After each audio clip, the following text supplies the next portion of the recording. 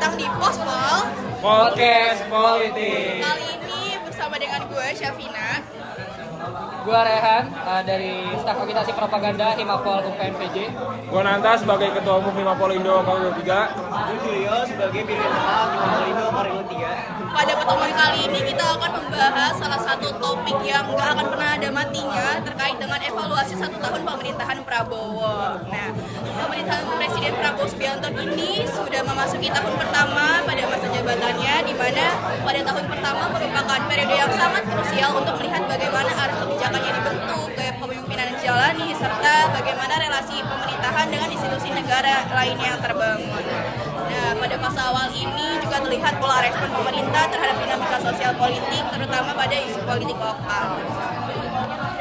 Oke, mungkin pada pertanyaan yang pertama nih terkait dengan salah satu kebijakan yang sangat amat strategis katanya terkait dengan makan bergizi gratis. Aku mau nanya yang pertama, jika pembiayaan MBG ini memberi tekanan besar ke APBN, maka dampak jangka menengahnya apa yang akan terjadi terhadap anggaran sektor lain, gitu, terutama tentang sektor-sektor yang krusial seperti kesehatan dan pendidikan. Apakah program ini menciptakan trade-off terhadap kebijakan? Oke, mungkin kalau ngebahas MBG, gua mikirnya tuh bukan perihal yang prioritas mungkin ya buat Indonesia saat ini, buat Indonesia dewasa ini ya. Karena kalau per hari ini gue mikirnya ada hal-hal yang harusnya lebih diprioritaskan sama pemerintah, mulai dari pendidikan dan kesehatan.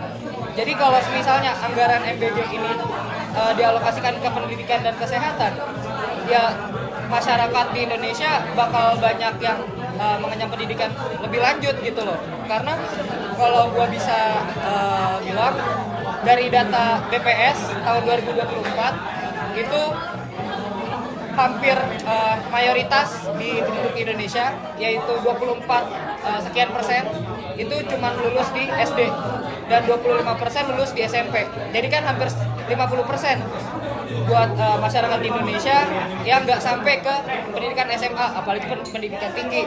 Jadi menurut gua daripada MBG, gua lebih rasional mikirnya itu buat pendidikan dan kesehatan.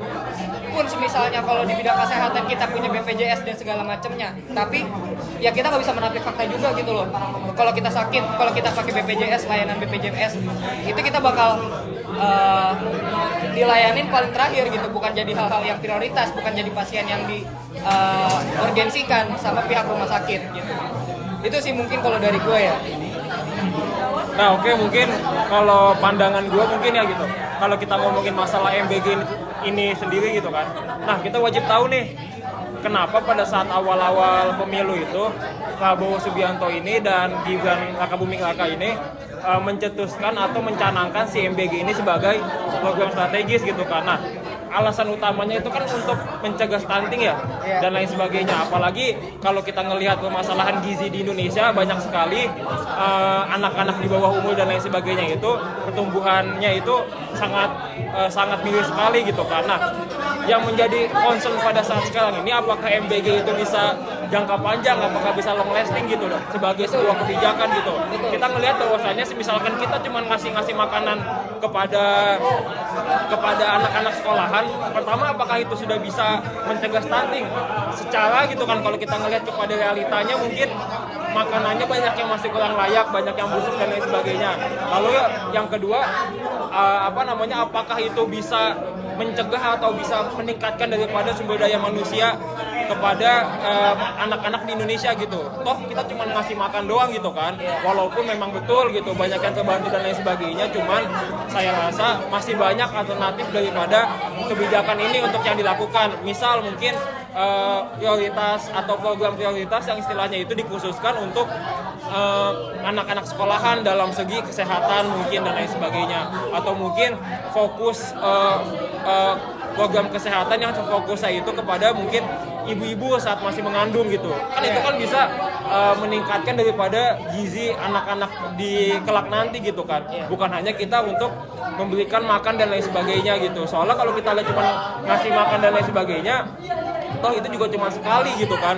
Apakah itu bisa memperbaiki daripada gizi anak-anak di Indonesia gitu. Apakah itu bisa istilahnya itu bisa meningkatkan atau bisa memunculkan kesadaran kepada anak-anak di Indonesia gitu, atau bahkan mungkin ke orang tuanya? Bukankah lebih baik kita meningkatkan edukasi kepada orang tuanya, mungkin misalkan finansialnya belum cukup, jangan punya anak terlebih dahulu, atau apakah kita bisa meningkatkan edukasi kepada anak-anak untuk makan makanan 5 sehat 4 sehat 5 sempurna gitu kan bukankah lebih bagus di sana gitu, dan mungkin dirasa juga lebih dikit biaya yang dikeluarkan gitu, pun misalkan memang banyak pun juga itu bisa lebih jangka panjang juga dari sisi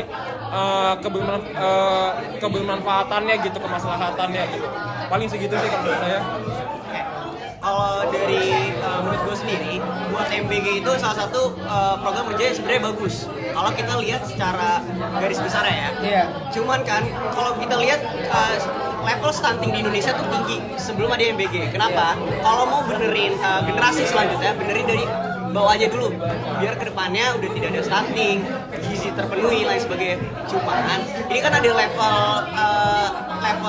peningkatan yang harusnya diperhatikan dulu ya, kayak pendidikan kita juga belum sepenuhnya bisa benar-benar yang udah sampai di titik udah bisa mandiri, udah bisa sendiri. Sedangkan masih banyak level-level yang tidak tertutup di berbagai daerah kan. Dan apalagi MBG ini membebani APBN yang begitu besar. Betul banget. Jadi sebenarnya kita harus diperhatikan dulu, dilihat dulu mana level dari prioritas utama untuk dibenerin lebih dahulu. Kalau gitu. Gue juga setuju sih, karena gue sendiri bukan orang yang ngecap MBG itu jelek, tapi emang ada hal yang perlu diprioritaskan lagi. Karena ketika pendidikan dan kesehatan itu udah terpenuhi ya buat masyarakat Indonesia, ya mereka bakal fokus nyari duit buat perutnya mereka aja. Dari situ kan mereka bakal dengan sendirinya ngecegah stunting dari keluarganya gitu kan. Makanya menurut gue emang MBG ini program yang sosialis banget lah dari pemerintah. Tapi ada hal yang lebih prioritas, yaitu pendidikan dan kesehatan buat masyarakat Indonesia hari ini gitu sih. Karena ya ketika harus memberikan makan gizi gratis kan berarti prioritas nasionalnya udah selesai. Masalah kesehatan selesai, masalah pendidikan selesai. Jadi baru bisa memberikan makan gratis, karena itu membebanin APBN banget. Nah sebetulnya juga hal yang menjadi mungkin fokus saya gitu dalam menganalisis daripada MBG ini juga gitu.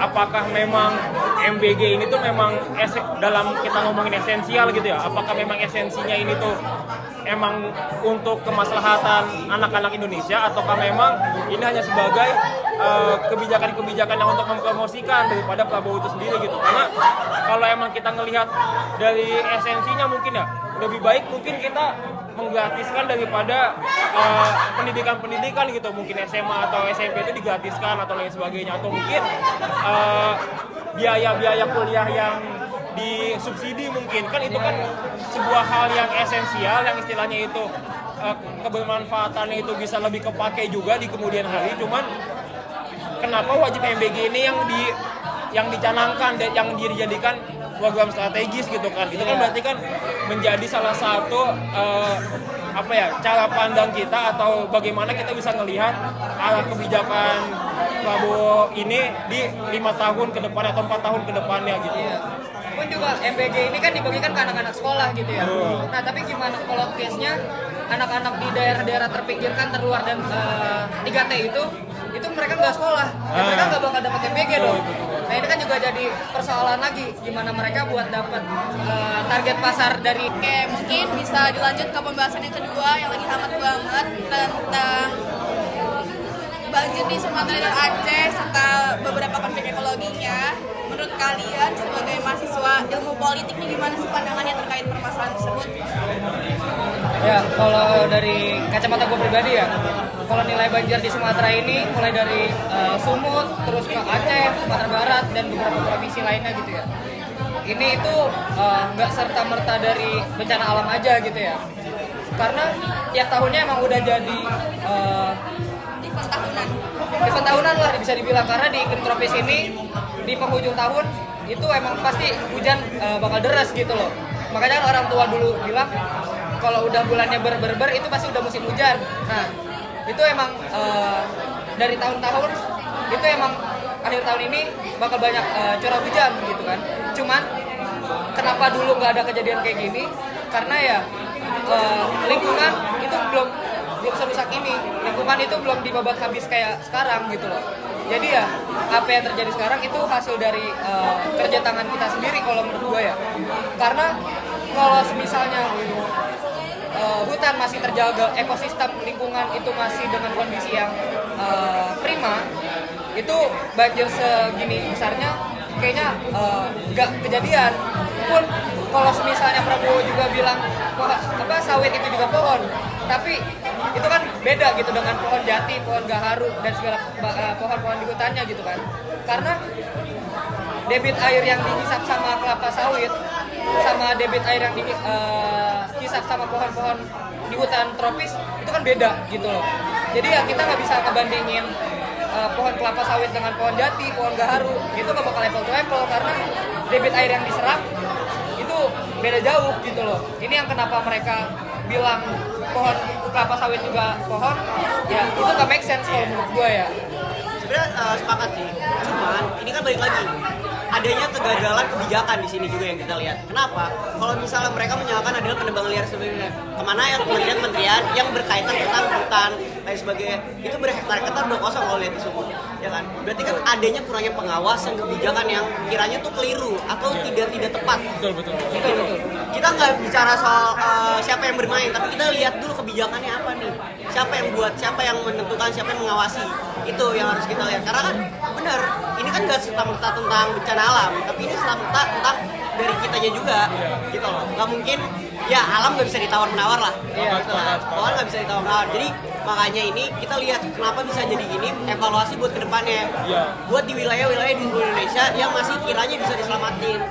Nah, makanya kan yang menjadi aneh juga mungkin ya kalau kita ngelihat di 2025 ini gitu, bagaimana kalau emang hujan dikit aja langsung ada banjir dan lain sebagainya gitu. Berarti ini kan ada mungkin kesalahan daripada tata kelola yang pertama itu kota mungkin, lalu ada juga kesalahan daripada penebangan atau pembebasan hutan gitu.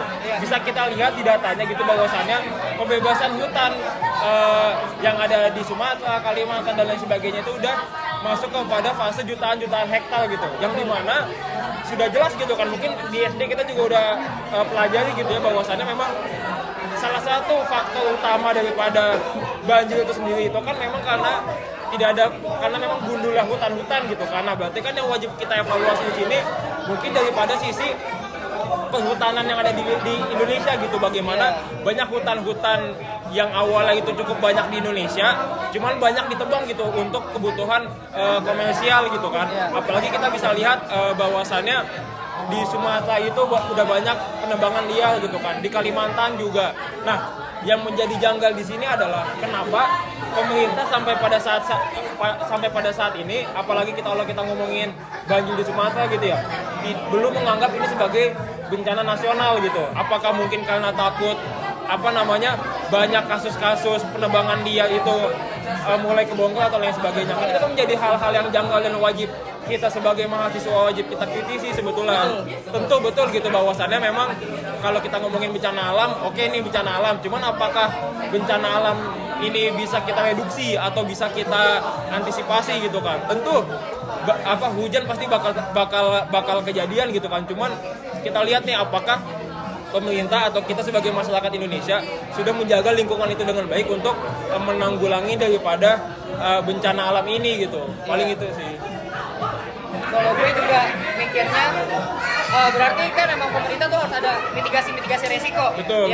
Seperti kayak Jepang, Belanda. Jepang karena dia juga di lempengan tektonik yang pasti bakal sering gempa. Makanya standarisasi perusahaan konstruksi di Jepang itu bikin bangunan yang anti gempa atau yang tahan gempa. Kalau di Belanda karena permukaan tanahnya udah lebih rendah daripada permukaan laut, makanya kan dibikin tanggul yang sebegitu besarnya supaya tanahnya nggak kelelep sama laut itu sendiri. Nah, tapi kan Indonesia nggak memperlakukan hal itu.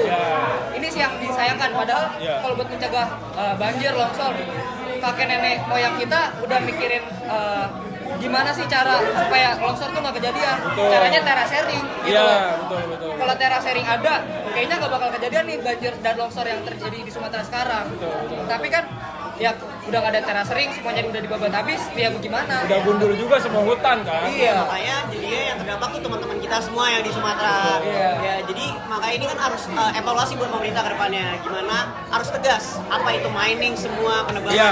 Itu harus dibatasi semua mulai sekarang karena ya itu kita harus mulai coba dari terasering. Kita harus lihat kondisi negara kita. Iya. Karena jangan sebenarnya karena masih banyak nih hutan yang lain udah bebat aja dulu nggak bisa. Harus ada ngebalikin ekosistem awalnya.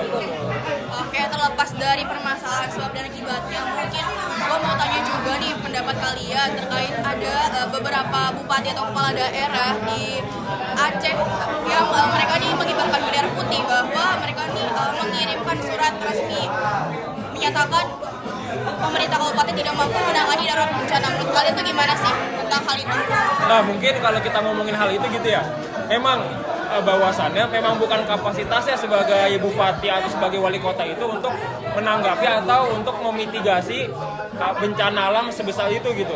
Memang ini wajib ada usaha-usaha atau bantuan-bantuan dari pihak provinsi maupun pusat gitu. Bisa kita lihat lah gitu.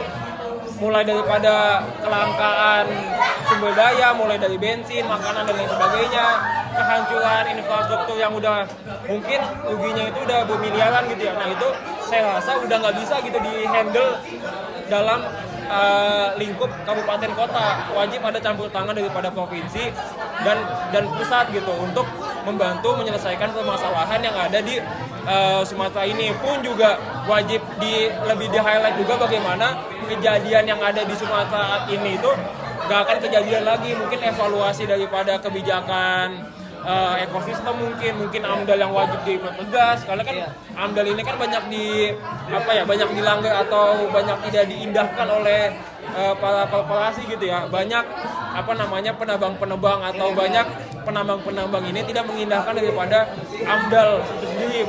Padahal AMDAL ini udah wajib hukumnya yang udah ada di undang-undang gitu kan. Nah, mungkin ini bisa menjadi evaluasi juga bagi pemerintah kita gitu, apalagi Prabowo yang masih ada 4 tahun lagi bisa nih dievaluasi nih bagaimana arah kebijakannya itu mulai kepada kebijakan-kebijakan politik atau kebijakan publik yang lebih hijau mungkin gitu, lebih ke green politik, ekonomi dan lain sebagainya gitu. Kalau dari gue, pemerintah kota dan provinsi itu juga kan pasti mengurusi tata wilayah kota gitu ya kan.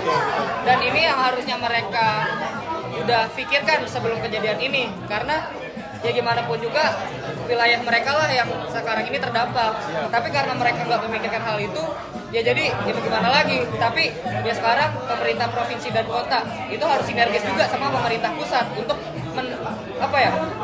menyelesaikan masalah ini gitulah. Karena gimana pun juga saudara-saudara kita yang di sana itu pasti memiliki keterbatasan akses dan informasi yang sangat-sangat menjadi penghalang gitu ya. Yeah. Makanya gua rasa perlulah buat pemerintah kota, provinsi dan pemerintah pusat itu saling berkesinambungan dan saling bersinergis gitu.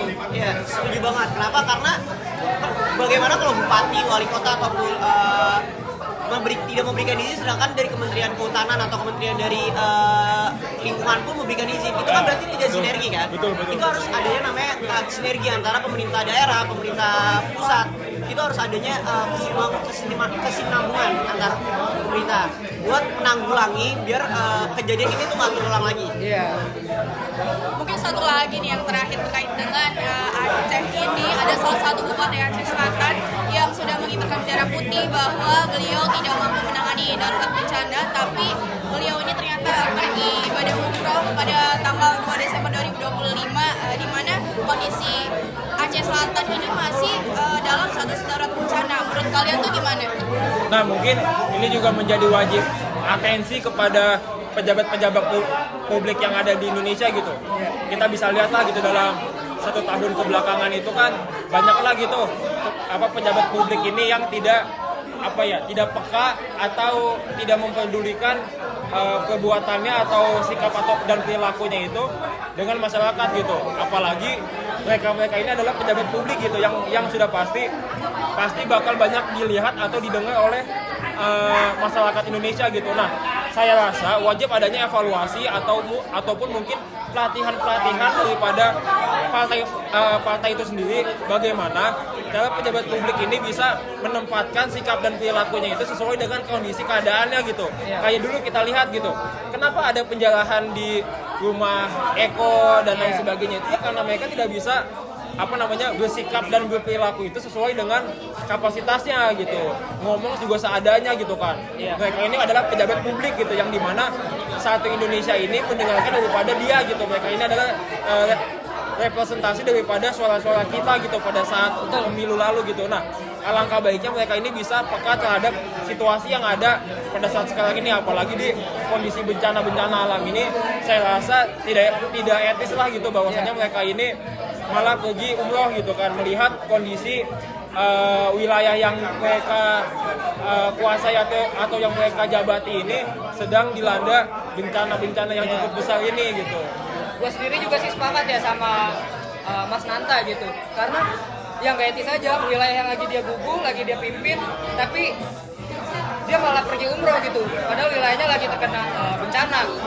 Warga-warganya gak kepikiran buat mandi, gak kepikiran buat cuci baju, dia cuma mikirin makan saat ini. Itu kan, harta bendanya udah gak tahu kemana, dia bakal ngalamin kerugian secara material dan imaterial.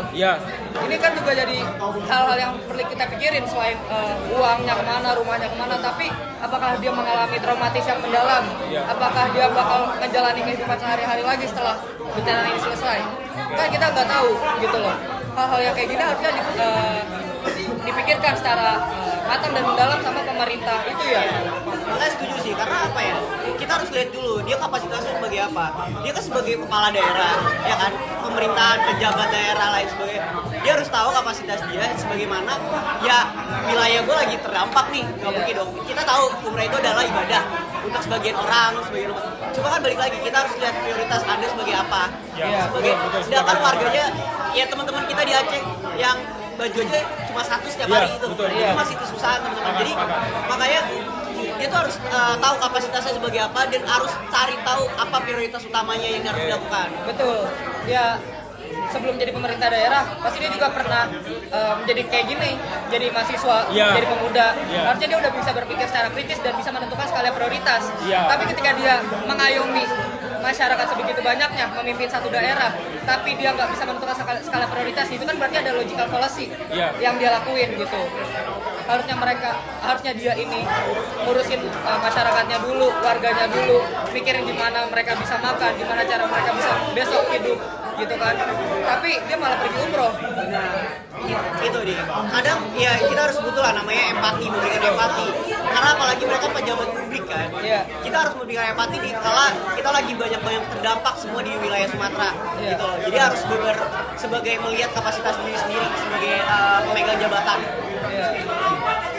Ya sebenarnya ini juga bukan buat Sumatera aja ya, tapi kan selama setahun ini banyak gitu bencana-bencana ataupun hal-hal dari alam yang terdampak buat masyarakat. Itu kan gak lepas dari bencana alam doang.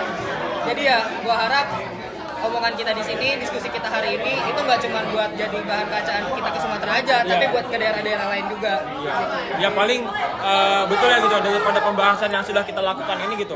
Ini kan sebetulnya kan kita mengevaluasi atau setidaknya kita kilas balik lah gitu.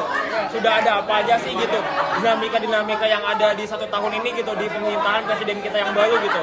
Tentu pasti masih banyak yang wajib dibahas gitu kan, cuman hal yang bisa kita lihat gitu bahwasanya masih ada nih evaluasi gitu, mulai dari kebijakan, lingkungan dan lain sebagainya gitu. Nah, saya harap gitu apa yang sudah kita omongkan ini tuh bisa diimplementasikan kepada pejabat-pejabat publik kita nantinya gitu, bahwasanya ayolah gitu kalian bisa duduk di jabatan itu karena memang suara kita gitu. Mereka bisa duduk sebagai presiden, wali kota atau bupati ini tuh karena memang suara kita gitu.